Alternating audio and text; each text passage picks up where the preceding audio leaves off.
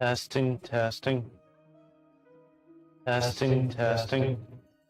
Okay, so we are working, so hello everybody.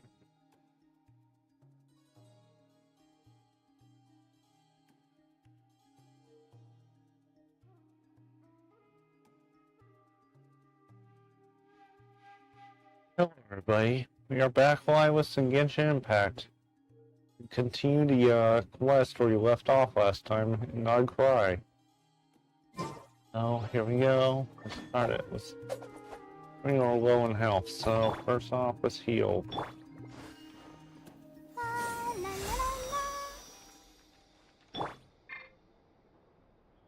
We got Albedo here. Albedo.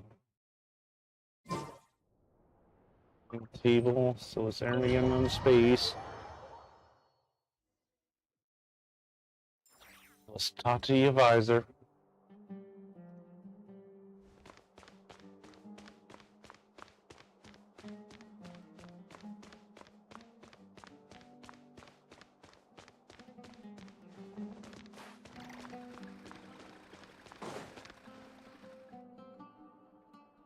Nefer, this term's assignments have been issued already. Please read through the materials thoroughly, conduct your own additional research, and then write an essay on the topic. Yes, Professor, I'm aware. I just had a couple more questions I wanted to get your perspective on. Oh? Please ask away. Well, I saw the other students' problem sheets, and I couldn't help but notice that my assignment is much easier than theirs. Do you really think I'm a weak student? A weak student? Goodness, no. Quite the opposite. You have a sharp mind, almost too sharp. I think what you're saying is, a weak student wouldn't have noticed the discrepancy. And if they did, they certainly wouldn't complain about the lighter workload. You see, sharp as they come. You see things the way they are, and I'm sure you know why they're like that. Because of where I come from. Because I'm different. I'm sorry, Nefer. I don't like it any more than you do. It's just... Anyway, you said you had a couple of questions. What's the other one? I wanted to check. If someone sent me a letter to the academia, where do I go to collect it? Ah, your family wrote to you. Well, as long as they put your name on the envelope, someone should hand it right to you. Not exactly. It's not even a recent letter. I was just curious where the mail would end up if no one collects it. The House of Dana, I expect. I know there's a box for unclaimed mail somewhere in there, probably sitting on a shelf. Whatever you're looking for, that'd be the place to start. Okay, got it. Thank you, Professor. Oh, don't mention it. Honestly, I feel like I failed you. I'm supposed to be your teacher, but I haven't taught you anything. Hey, don't say that. You're a great teacher, and you do your best for all your students. But the rules are the rules. You're not allowed to teach students like me. It's not just the academia either. The whole world bends over backwards for the successful, and leaves the losers to suffer and die. Oh, my dear child. Don't tell me you've given up on life already. I haven't. I just think that if you want to make it in this world, you have to find a way to become successful.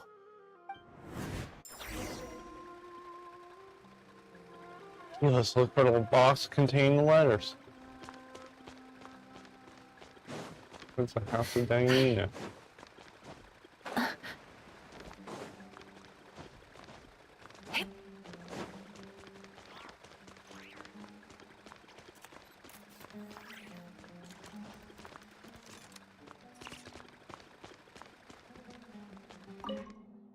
This must be it.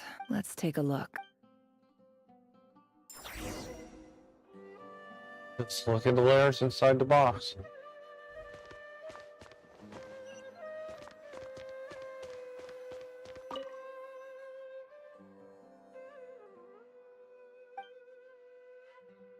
A dilapidation survey from Port Ormos. Looks like it's from a Core of 30 representative. What a strange thought. A bunch of mercs losing sleep over rundown buildings. This one was never even opened. I guess the recipient didn't care what the Core of 30 had to say about anything. Who was it addressed to? I don't recognize the name, but it must have been a Kasharawar professor. Okay, so let's go next one. This one is addressed to the Immorta Sage. The title is Changes Observed in Satyavada Life Symptoms. Why do all these letters read like full-blown dissertations?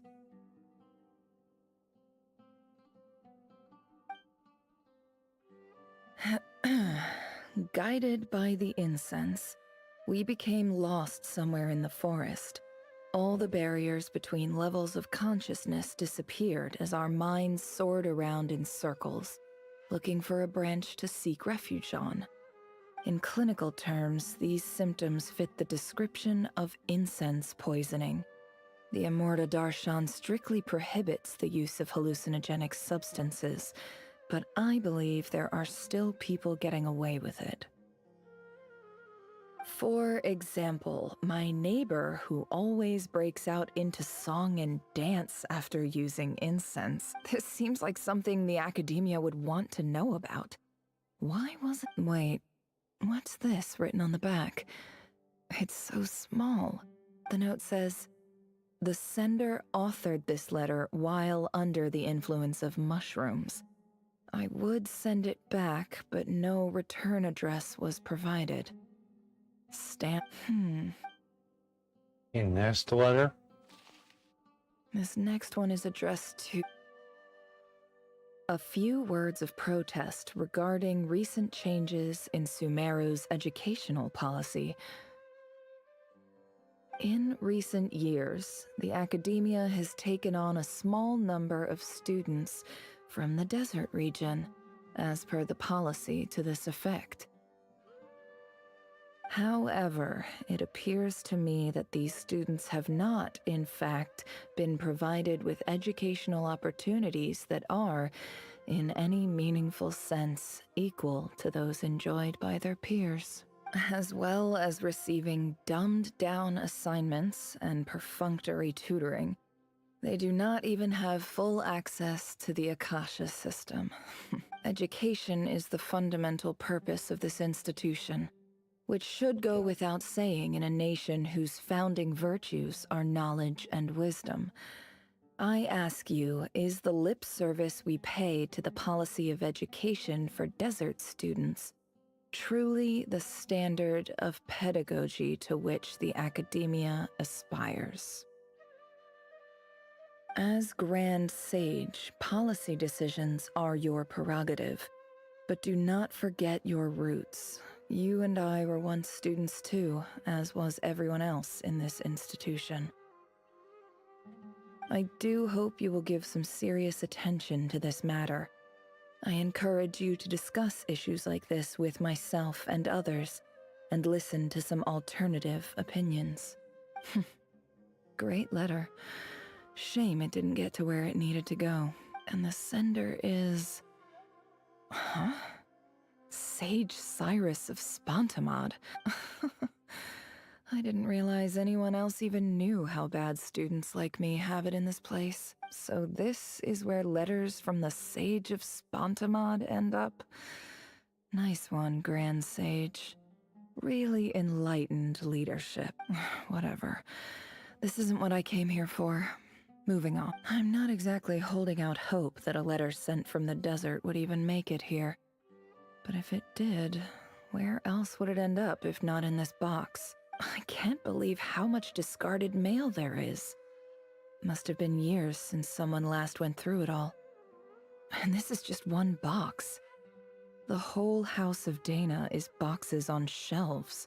I don't believe for 1 second that any human being has sat down and read through all the documents in this place. Who has that much free time on their hands? Next letter. Wait. This fancy envelope in the box, written on crude quality paper. And of course it'll be right at the bottom of the pile. Clearly, no one gave this letter much as a first glance, let alone second. Handwriting in the envelope looks very familiar. Greetings, Halil. My name is Sinuhe, chief of the Shimti tribe. I was the one who came to you and your colleague's aid when you ran into trouble in the Great Red Sand. I don't know how well you remember it now, but I brought you to safety and gave you some water and other supplies. You seemed very pleased and told me your name. In my tribe, learning a person's true name is serious business, and I therefore see you all as friends. You were kind enough to leave your contact details so we could stay in touch. The Shimti tribe lives a harsh, nomadic existence in the desert. You were sympathetic towards my plight, promising to make me a special ambassador of the academia and help us find a way to make a better living. This brings me to my reason for writing. Our tribe has fallen on particularly hard times, and I would like to ask for your assistance. There was a terrible sandstorm a few days ago, which blocked up the well in our land. To ensure my people's survival, I had no choice but to venture into Iyab and Unut territory in search of an alternate water source. The Iyab and Unut are descended from the Thamudians, while we trace our ancestry to Tulatala. We worship the Lord of Flowers and have had relatively good relations with our fellow tribes up until now. I found a well belonging to the Iyab tribe. They declined to help us, but I really had no other option. So I took some water to keep me and my tribe alive. My actions are certain to incur their wrath. When we met, you assured me that you would be my ally in the academia. I would like to take you up on that offer, because I really need your help. I wonder if you could send an academia representative to meet with me. That aside, the last time you were here, you mentioned that the academia had started accepting students from the desert, and I told you a little about my daughter, Nefer. We have next to no resources here in the desert, and my power and influence are limited. Would you consider enrolling my daughter at the academia? She is a smart girl. I know she won't disappoint you. From the outset, the academia never took you seriously. Those things they promised were just empty words. I doubt they even remember the name Sinuhe. And you were so emphatic that your luck had finally changed for the better. You swore you'd lead us to a better place one day. You spoke with such conviction, like you were the most powerful chief in the whole desert. You liar. You lied about everything. You promised the world and delivered on none of it. And who fell for it? Just me, by the looks of it. Despite your best efforts. Which makes you a pathetic liar. You weren't even any good at it.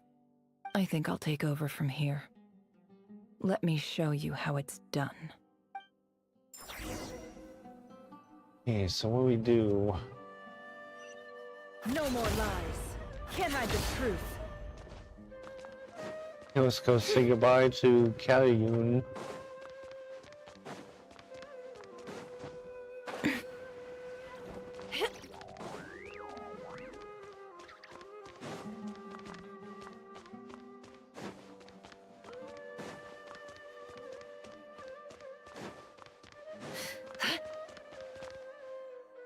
Be right back. I just came to say goodbye. Thanks for everything you've done for me in my time here. Nefer? You packed your bags. Where are you going? I'm quitting. Something's come up in my hometown. Gonna head back and deal with it. Huh? But this was a hard-won opportunity for you. You know that better than I do. It was, but it doesn't matter. I have more important things to deal with, and they can't wait. Oh, and I didn't want to overfill my bags, so I left some incense on your desk.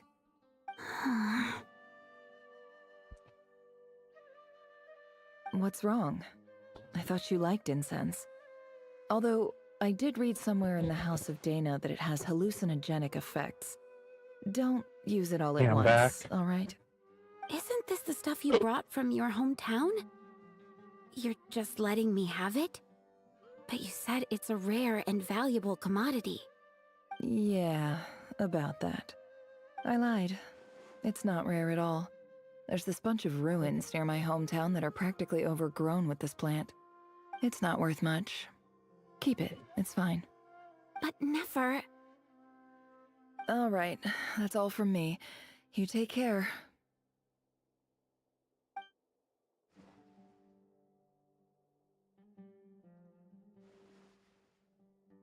Don't forget me, okay?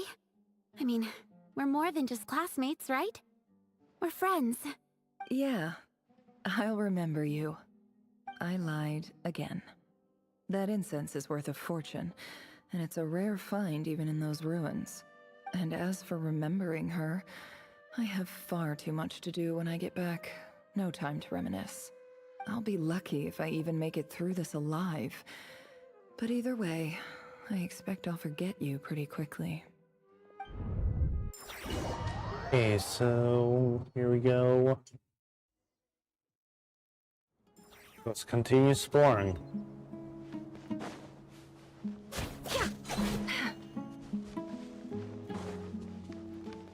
You got something right here, hopefully, or below.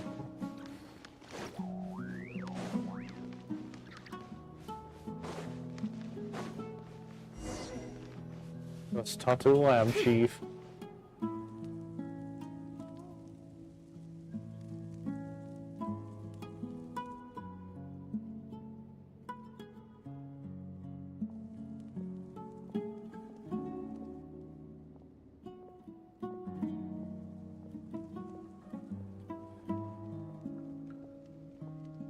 It's a pleasure to meet you, Mr. Arif. So, what does the Academia want? Since they've sent their special ambassador, I assume there's a big business deal to be made. If not, I'd be very disappointed. Please, sir, lower your blade. You're lucky I'm the one they sent. Not all special ambassadors share my admiration for the Eab people. The ever-shifting balance of power in the desert reduced the once great civilizations of this region to rubble and sand. But the story of the Eab has a very different trajectory. Others grew weak, but you grew strong, beginning in obscurity and moving to prosperity. You're the only ones who defied the trend. Huh. So, you do know who you're dealing with? This well is the perfect symbol of your strength, is it not? It used to belong to the Unut, but it looks like you have control over it now. You're not wrong. But I'm sure you didn't come all this way just to flatter us. Of course not. I came to bring you some very good news. Some information that recently came to light, which might just be your ticket to freedom. Records uncovered by the Vahumana Darshan show that a certain well currently under Eab control is built on top of some ancient ruins. These ruins are of great archaeological interest to the Academia. I checked the map carefully on my way over here, and I'm confident that this is the well in question. The Academia is offering 50 million mora in return for excavation rights. 50 million? No, wait. If these ruins are as important as you say, 50 million's a little low, don't you think? Don't get greedy, Eab. We know far more than you think. We know that you seized this well by force. Wasn't that the first step in your rise to power? To drive away the Unut and steal their water supply? So what if it was?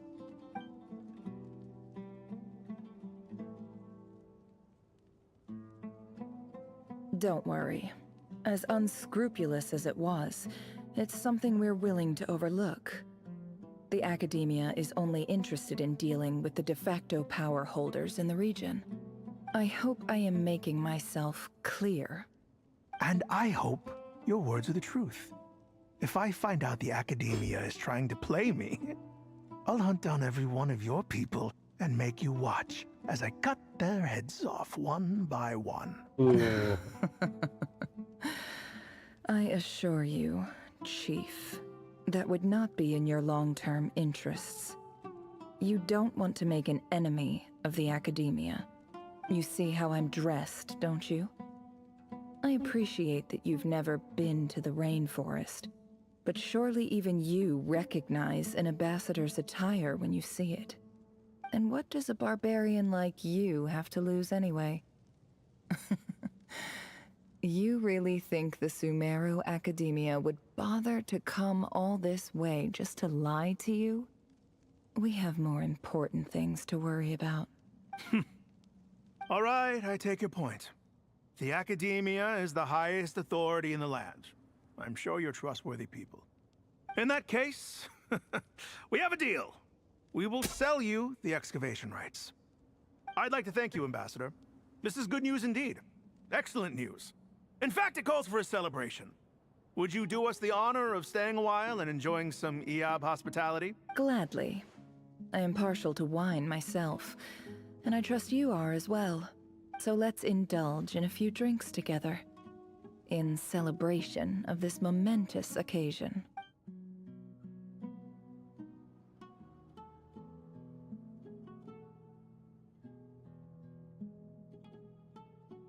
When the new day dawns, everybody's Chief! talking to me. Chief, it's an emergency!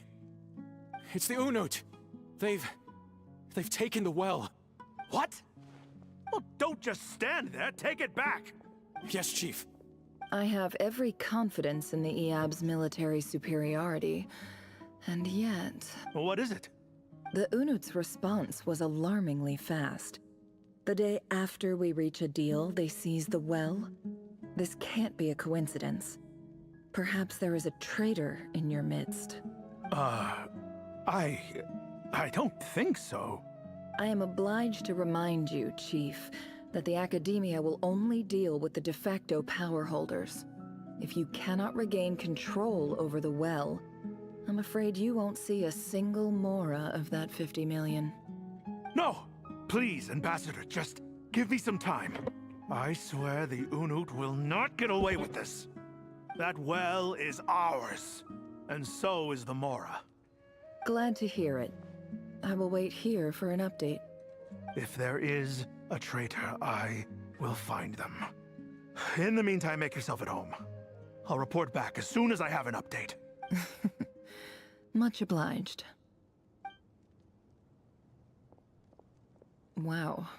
All it took was a few words and I've got him wrapped around my finger. What an amazing feeling. So, in summary, Ambassador, the Academia would rather negotiate with our tribe instead of the Eab, yes? The Eab are ruthless murderers who don't listen to reason. And now they have the gall to interfere in our research projects in the desert region. So let me ask you, Chief. If you were the Academia, what would you do? Kill them all, of course. Precisely. The Academia does not tolerate those who stand in our way. The Eab have held back our academic pursuits for too long, and our patience is wearing thin. At the same time, there is simply no way that the Academia can be seen to be intervening in desert affairs. I'm sure you understand where I'm coming from. We have our own rules out here. If the rainforest dwellers raised arms against a desert tribe, it'd start a bloody war. Right. We can't confront them ourselves, but we can support their enemies. The Unut have always had strained relations with the Eab, which makes you our natural allies. Natural allies. Weren't the Eab your allies once? You were quick to send them after us to protect your interests back when we stole that water. And now look at you. You're at each other's throats. Let me be clear. The Academia wishes to collaborate with the legally recognized rulers of the desert in this matter. We are asking for excavation rights to that well, and our offer is 50 million mora. Say no more. I believe we have an understanding. Good. Then I suggest you get to work. Get us access to that well, and the mora's yours. You see, Dad? Lying is easy when you know how. People will believe anything.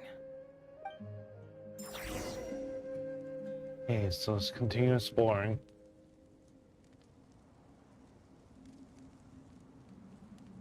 We go.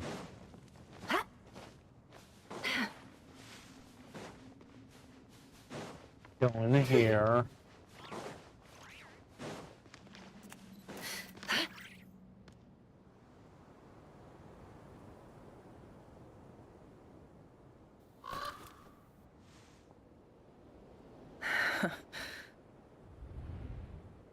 Oh boy.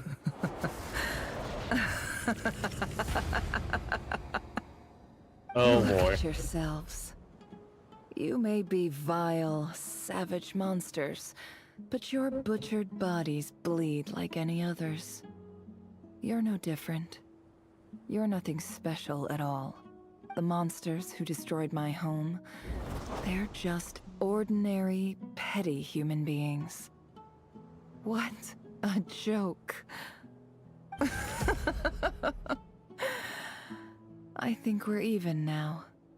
Maybe I've even done the desert a favor. It's a better place without all these people around. Oh, Sinuhe, my gullible fool of a father. Perhaps if you'd been as ruthless as I was today, our tribespeople would still be alive. In this dog-eat-dog world, a chief needs to be tough to survive. But you couldn't do what had to be done. So I did it for you. Nefer, it's okay.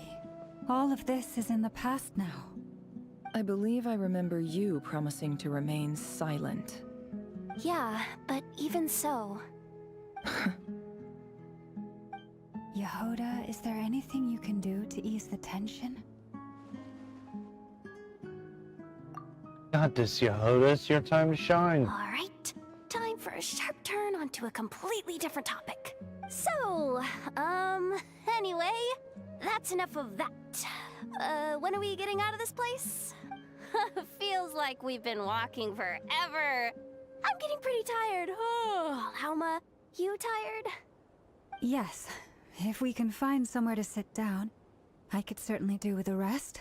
It's not far now. There should be a temple just up ahead. This situation about to reach a conclusion. Yes. Really? A temple? That's where this story ends? I guess that's how things go in the desert. I've been to a similar place before with a friend from the desert before. Desert dwellers can never escape their destiny. Or so everyone says.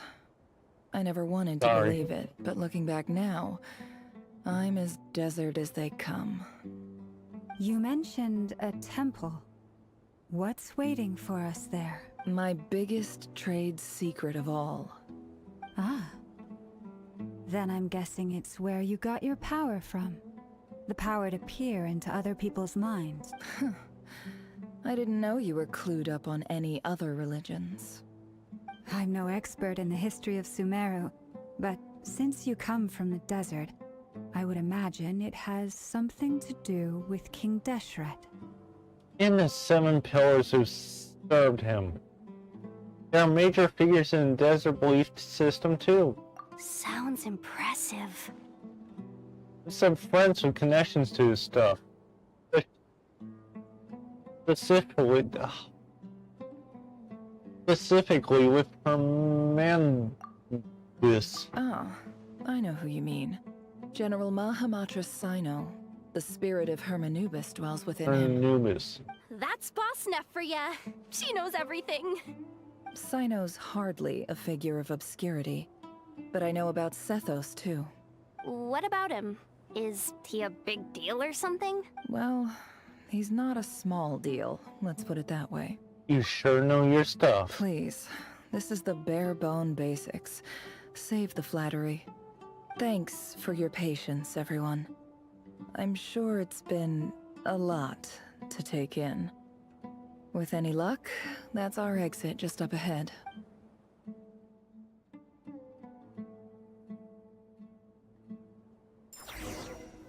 Okay, let's continue exploring.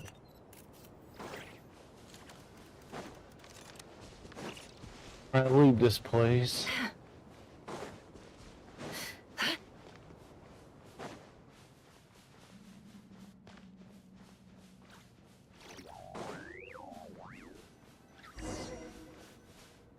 Let's go to the entrance of the temple. Down here.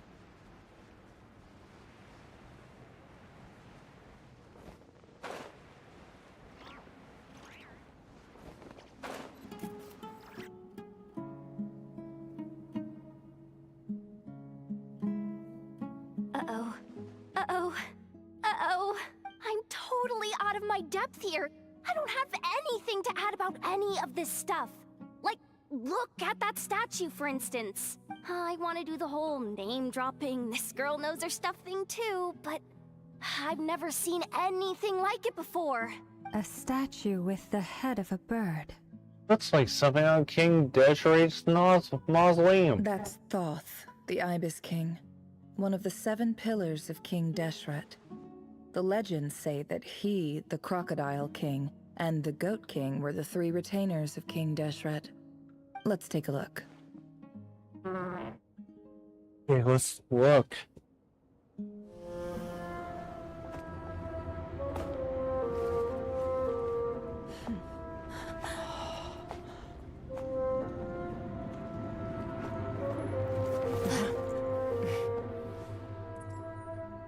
Okay, so we got some...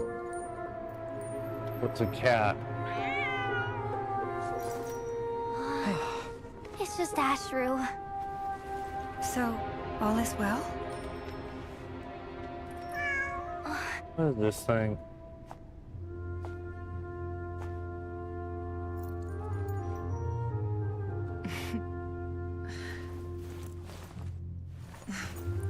Typically speaking, at this point, the world disintegrates. Then we find ourselves back in the outside world. Besides, these are my memories. There's nothing to fear. You're sure? Of course. It's almost over. Oh boy. Oh boy.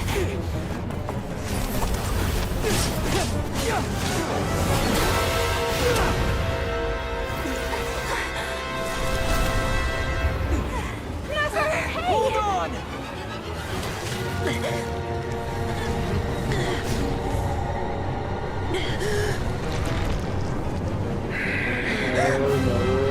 Knowing too much is always Hello, a death Rare. sentence. Well, hello, Speak for Rare. yourself.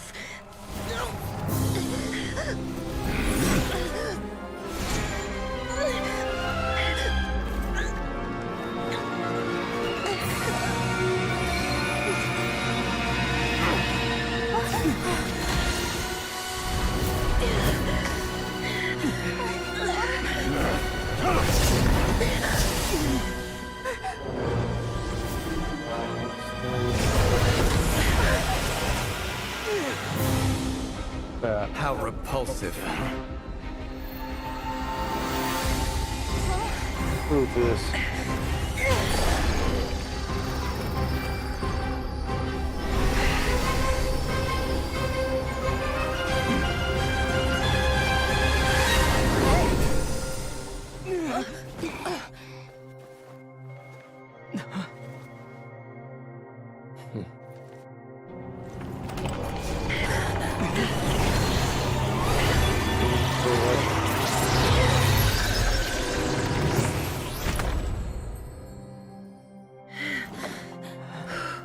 Would Dane save us? Please.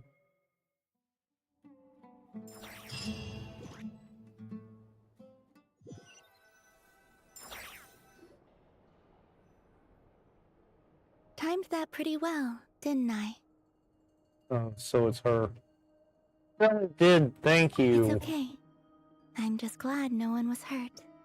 Paimon noticed you doing something too, Dainsliv. Were you helping get them out? Of course.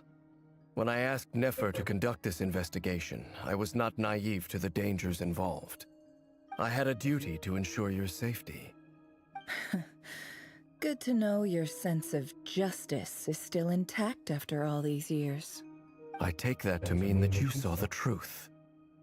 That comes as a great relief. I certainly did. And thanks to your help, I also managed to trap Rerir inside the chess set. Whoa, really?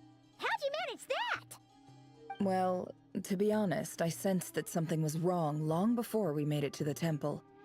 By using this fragment to probe into Rerir's past, well, the monster formerly known as Rerir, it seems I alerted him. I was tracking him, then he caught on and started tracking me too. Can't say I'm surprised. But how did he track you through your thoughts alone?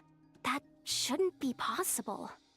Rerir was a secret agent who reported directly to the Vinster King.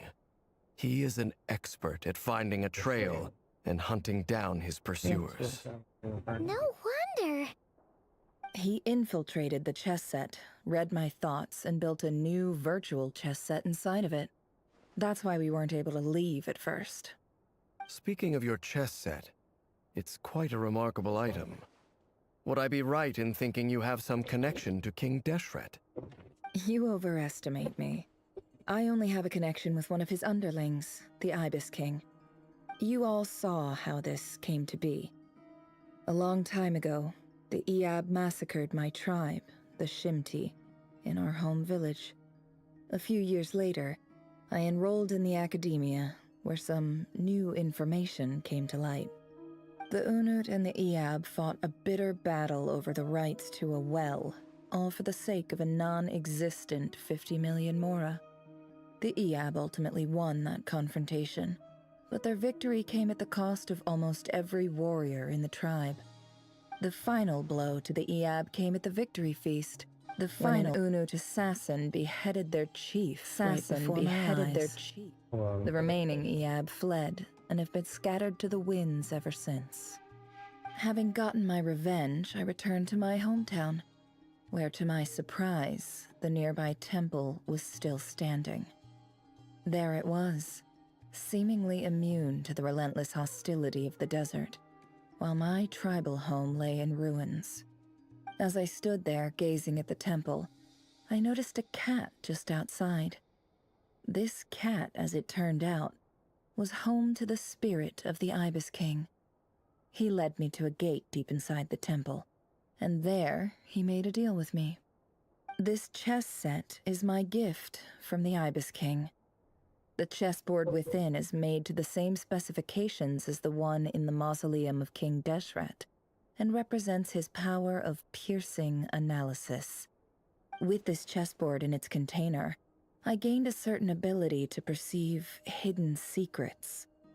Now, you could conclude that the Ibis King simply wanted to give the people of this world the power to seek the truth, but I don't believe that's the full story. Every god plays favorites.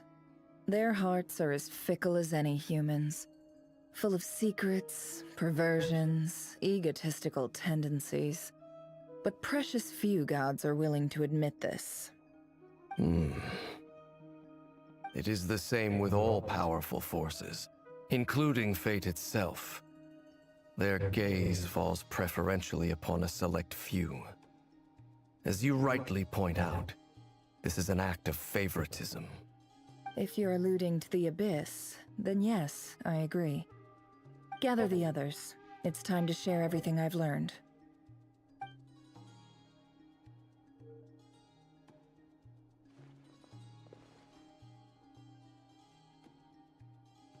Thank you all for being here. As promised, I did some further investigating into the Raker of Solnari's background. I am pleased to report that the investigation has been most fruitful indeed.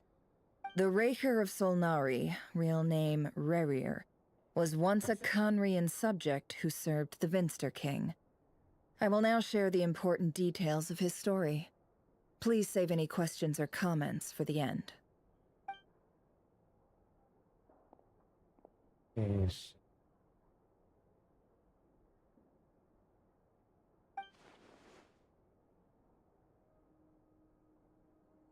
Convinced of his king's behest, he gathered intelligence and assassinated descendants of the Crimson Moon dynasty. He wanted to take down his beloved Stalindus, who was secretly of the Crimson Moon heritage. He then got dragged into court politics. Heard Fulner's voice, which spoke to him as fate was like a reflection of the moon. So he could disturb the waters to gain some temporary relief. Powerless to erase it entirely. Contrast from Mir's old life was like a reflection of a broken moon. The stormy winds of fate blew across the water's surface and was utterly destroyed. Witness smuggled away a piece of the moon before disappearing through the mysterious portal. Passed down through the ages, finally falling into the hands of the knave. But what lies on the other side of that portal? Is it really a whole other world? Roman and this never had a chance to share what she found there. Neither did Rerir, who followed her in. So that's why he's so obsessed with the moon. A tragic tale, to be sure. But it does not excuse his many transgressions. No matter how much Rerir suffered in the past, the fact remains that he is what we know today as the Wild Hunt, wreaking havoc upon innocent lives in Krai. He becomes more dangerous with each passing day. If left unchecked, it is simply a matter of time before all of Tevat suffers the consequences. This is a threat that the Knights of Favonius cannot ignore. A question for Miss Columbina. Forgive me if this is presumptuous, but have you ever seen the spatial gateway that appeared in Rerir's memory? Never. But I have heard stories of something called the Moon Gate, and this seems to fit the description. Miss Lauma, any thoughts on this? In the lore of the Frost Moon Scions, the moon is believed to hold many secrets. Some sources speak of ancient knowledge, others of a gateway to the unknown. The term Moon Gate is one I have heard before, but as is the case with all of our legends, there are no records of any first-hand witnesses. We cannot know whether it truly exists. Then back to Miss Columbina. As a moon goddess yourself, I'll do be you right have back. some idea of where the Moon Gate leads to? Not at this stage, sorry. I do hold the power of the Frost Moon, and my strength is recovering well. I can sense that the gate would open at my command, but... But there's more to the power of the Frost Moon than that? Yes. A moon goddess has the right to open the Moon Gate, since it is a path to the moon. But as never mentioned, holding open a spatial gateway takes a huge amount of power. And right now, I need to conserve my energy to fight the Rayhir of Solnari. I'm afraid this is one mystery we may have to leave unsolved for now. I agree. Better to save your strength. But if you'll humor me for a moment, I have a bold conjecture of my own regarding the world beyond the gateway. I highly suspect that neither Tholindis nor Rerir made it through unscathed. The evidence pointing to this is the fact that the Rayhir of Solnari exists in the form of countless fragments. With the abyssal power he wields, no ordinary foe can touch him, let alone tear him to shreds. And yet, the Wild Hunt proliferates wherever his scattered fragments lie, drawing hordes of monsters to many different locations across the land. So your theory is that Rerir was physically torn to shreds by some powerful force? Hence, why the Wild Hunt is a distributed phenomenon, rather than a unified one? Yeah, back. Makes sense to me. Explains why the Wild Hunt is so pervasive, and why he's been trying to piece himself back together. He was whole to begin with, and he wants to be whole again. Without the power of the Abyss on his side, he almost certainly would have perished the moment he was torn apart. But the Abyss, much like a curse, has kept him alive. I could not agree more. The power of the Abyss is most surely a curse. It is a compelling explanation, and one that accords with my present understanding of abyss creatures. Whether the life form in question is primitive or advanced, if a curse has extended its lifespan unnaturally, it will continue to survive in spite of everything. This raises some interesting questions.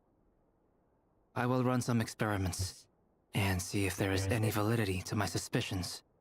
That being said, regardless of whether my research bears fruit, I would like to thank Miss Nefer for conducting such a thorough investigation. Already, it has greatly enriched my understanding of the entity we face. My pleasure, Mr. Albedo. I too hope that the information I have shared today proves useful as we look to formulate the next stage of our plan. Hey! What is it, Dainsleif? You look really upset! It's just... when I think of the man I once knew as Rerir, I struggle to understand why things had to turn out like this. The two of you used to be friends, didn't you?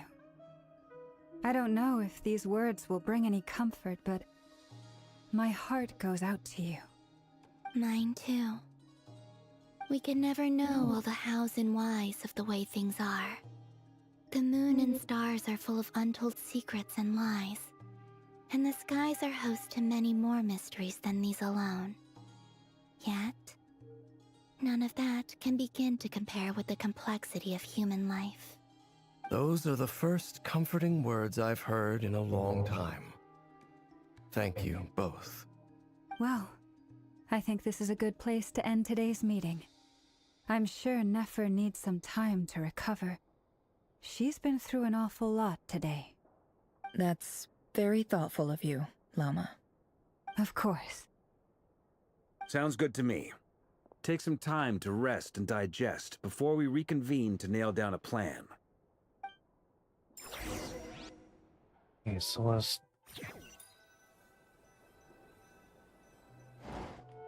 Hey, is this a bad time? Hope I didn't kill the conversation. It's fine, come on in. No need. Come on, let's talk outside.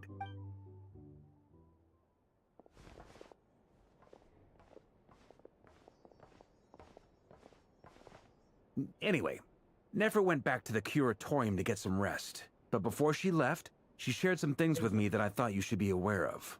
Firstly, although she managed to trap the Raker of Solnari inside her chess set, there's no guarantee that the power of the Ibis King is any match for one of the 5 sinners. Their powers are beyond our comprehension. It's only a matter of time before he finds a way to break out. We have to come up with a plan and take care of him before that happens. Honestly, my mom figured that might be the case. So, how long have we got? Well, I asked her that same question. She talked for a long time, but for the most part, it seemed like she was trying to convince me how precious her chess set is. What a long and storied history it has. It felt like some kind of sales pitch, you know? The kind where you end up handing over Mora against your will? Anyway, after all that, she finally answered the question. 2 days, at most. Oh boy. 2 days? Holy moly! Oh Can we boy. even recruit enough help in that time? That remains to be seen. Which brings me to the second issue. Dainsleif is obviously conflicted about this whole thing. But given how little time we have, there's no way we can pull this off without his help. You have some history with him, right? Do you think maybe you could talk to him for us? I'll see what I can do. Alright, on to item 3. So, Albedo, Durin, and I put our heads together and came up with a plan. Can't promise it's gonna work yet, but at least it's a start. We figured we'd bounce the idea off you first. We'll explore it further once everyone's recovered. Oh, please ask away. Oh, Paimon's dying to hear this. Alright, so, here's what we're thinking. Okay, so what's the plan? Continue. Docking plan, but nothing could phase the Grace Traveler and the trustee's travel guide to vet. It'd take you long to get behind it. We felt a little uneasy about roping you into this. I mean, firstly, you're not locals, and secondly, none of us are your boss. You're well within your rights to refuse if you so choose. Roping us in? Why would you even say that? We know the stakes here. It's all of us against the Rayher of Solnari, or none of us stand a chance. I choose my words very intentionally, I'll have you know. I like to think there's an art to striking a down-to-earth tone even when the stakes are through the roof. Sir Varka, I have a few thoughts about this plan. I'm all ears. I think we can be more flexible with how the roles are allocated. In my view, the most sensible lineup would be like this.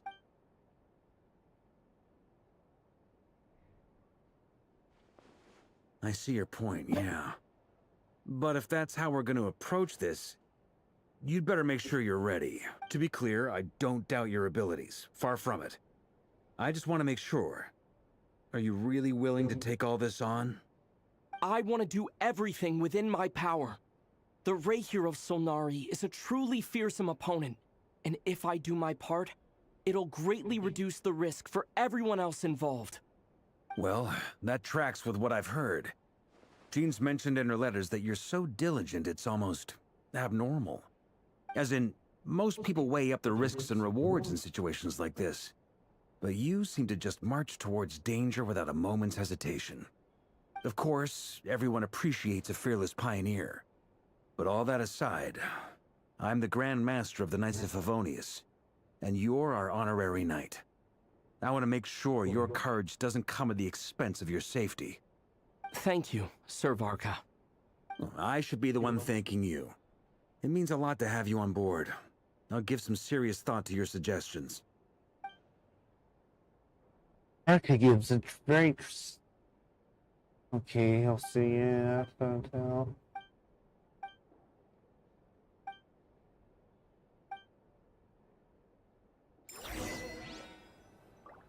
Let's discuss a plan.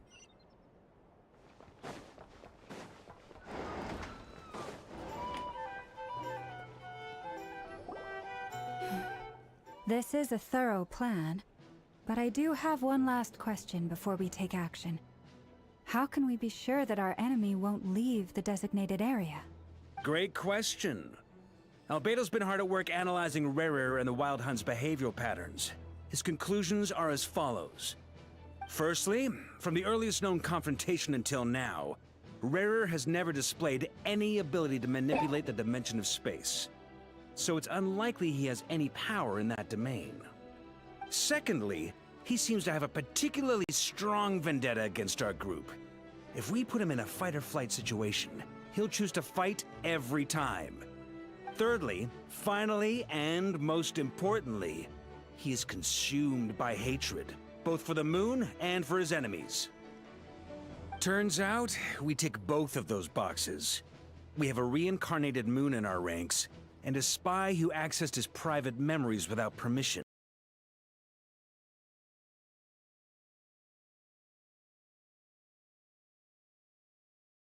Understood.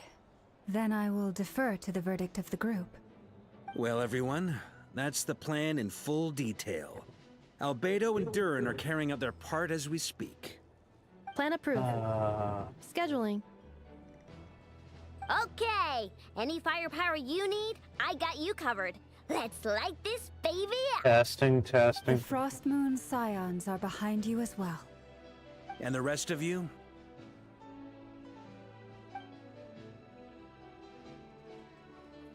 No objections?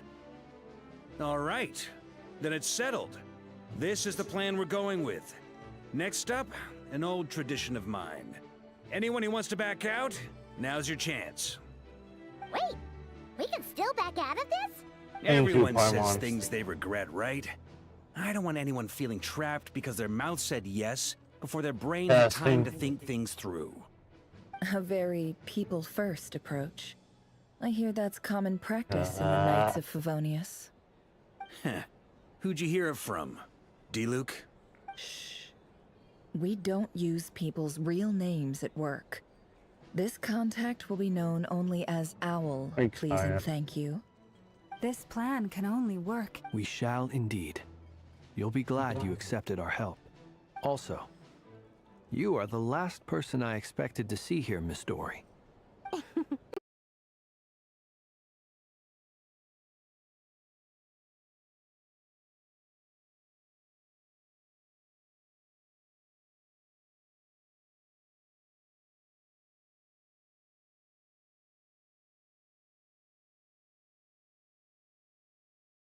story in a work context. Of course. My peers usually call me Lord Sangama Bay.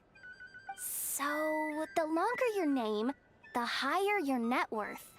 Is that the idea here? In that case, Mr. Flint's here must be worth a fortune. That's right, I know your full name. It's... The walls are thin here. I'd appreciate you keeping that a secret. Okay, fine.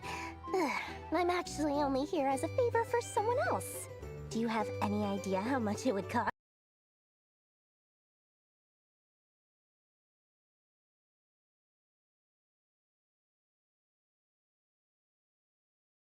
Oh, it most certainly does not. We have a long-standing and mutually beneficial business partnership. Oh She's boy. actually the mom of a friend of yours. Said mom